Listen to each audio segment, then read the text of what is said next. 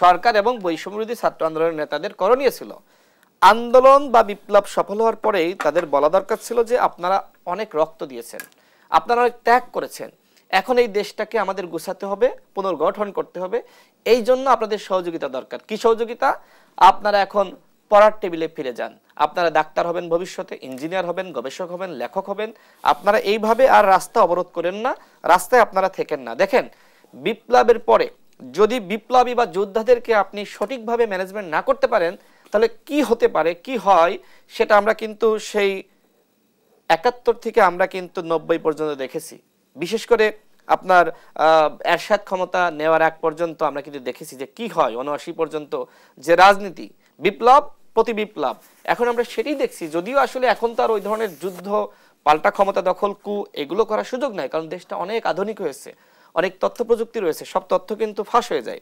তো সেই জায়গায় এখন যা হচ্ছে সেটি আমি মনে করি যে সরকারের দুর্বলতার কারণে, এবং সরকারের পক্ষ থেকে বিশেষ করে মাননীয় প্রধান উপদেষ্টা যদি বলতেন যে শিক্ষার্থী বন্ধুরা আপনারা এই মুহূর্তে ঘরে ফিরে যান, আর কেউ রাস্তায় থাকবেন না, আপনাদের এই মুহূর্তে পড়াশোনা করতে হবে, দেশটা গঠন করতে হবে।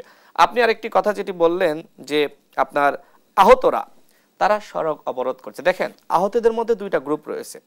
একটা গ্রুপ প্রকৃতপক্ষে আহত হয়েছে, তারা অভ্যুত্থানের পক্ষে, আর একটা পক্ষ যারা অভ্যুত্থানের বিপক্ষ ছিল তারাও কিন্তু ছাত্র জনতার প্রতিরোধের মুখে আহত হয়েছে।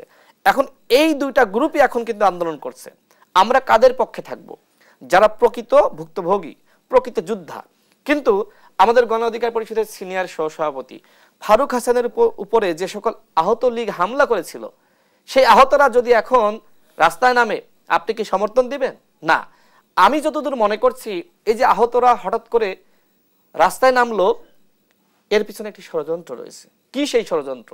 এর পিছনে সরকারের কোনো গোষ্ঠী জড়িত আছে বা অন্য কোনো রাঘব বল জড়িত আছে, যে এই আহতদেরকে রাস্তায় নামিয়ে এরকম একটা পরিবেশ তৈরি করা যে আমরা তো আহত, আমরা এখন সুস্থ হইনি, তোমরা আমরা সুস্থ হওয়ার আগে ইলেকশন দাবি করছো, তোমরা রোডম্যাপ চাচ্ছ।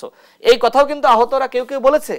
আমার কাছে তথ্য রয়েছে, সেটির ভিত্তিতে আমি বলছি। যখন ফারুক হাসান পিজি হাসপাতালে ভর্তি, আমি গিয়েছিলাম, সেখানে আহতরা অনেকে ফারুক হাসানকে তথ্য দিয়েছে যে ভাই আমরা প্রকৃত আহত, কিন্তু এইখানে আমাদের সাথে আমাদেরই পাশের বেডে একজন সুস্থ, সেও রয়েছে এখন আহত সেজে। তাদেরকে রাখা হয়েছে, তাদেরকে এমনভাবে সেট আপ দেওয়া হয়েছে যে যখন ইলেকশনের দাবিটা জোরালো হবে তখন এদেরকে মাঠে নামিয়ে দিয়ে বলা হবে যে আমরা এখনো সুস্থ হইনি, তোমরা ইলেকশন চাচ্ছ। এই ইলেকশনকে প্রশ্নবিদ্ধ করার জন্য এক ধরনের ষড়যন্ত্র আছে। এখন এটি সরকারের পক্ষ থেকে এবং সরকারের বাইরে যে সকল রাঘব বল আছে তাদের পক্ষ থেকে।